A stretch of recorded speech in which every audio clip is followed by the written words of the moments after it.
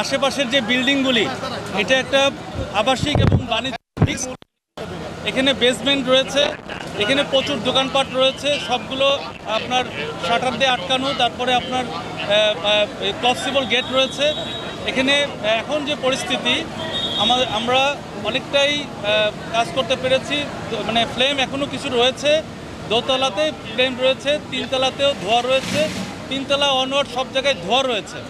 ধোঁয়াটা সব থেকে বেশি, যার কারণে কাজ করতে আমাদের বেগ পেতে হচ্ছে, কারণ এখানে ঝুট গোডাউন এবং এখানে অন্যান্য বিভিন্ন মালামালও রয়েছে।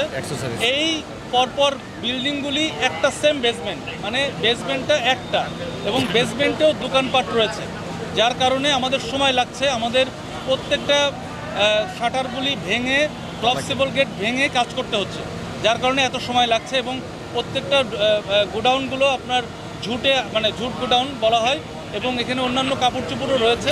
তো এইসব মালামাল আপনার সরাতে এবং ভিতরে আগুনের সোর্সে পৌঁছানোর জন্য আমাদের একটু বেগ পেতে হচ্ছে, সময় লাগছে। তবে আমরা আশাবাদী যে এটা আগুনটা আমরা কনফাইন করতে পেরেছি। নিয়ন্ত্রণ এখনও হয়নি, তবে আগুনটাকে একটা জায়গায় কনফাইন করা গিয়েছে, এটুকু আমরা বলতে পারি।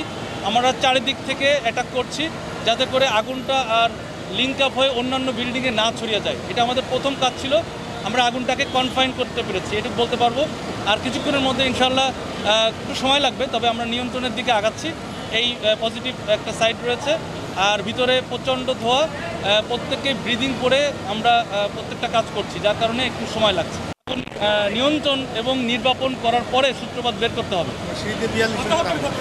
এখন পর্যন্ত আমরা 42 জনকে আমরা ম্যানুয়ালি সিঁড়ি দিয়ে, মানে টিটিএলতে যদিও নামে নাই, বাট আমরা সিঁড়ি দিয়ে 42 জনকে আমরা রেস্কিউ করেছি। আরও সংখ্যা, মানে আনুমানিক এটা আরও বাড়তে পারে, কারণ এখনও আমরা কিছুক্ষণ আগেও একজনকে রেস্কিউ করলাম, উনি আটকে ছিলেন 9 তলায়। তো এইভাবে আমার সংখ্যা ফাইনালি আমরা বলতে পারবো।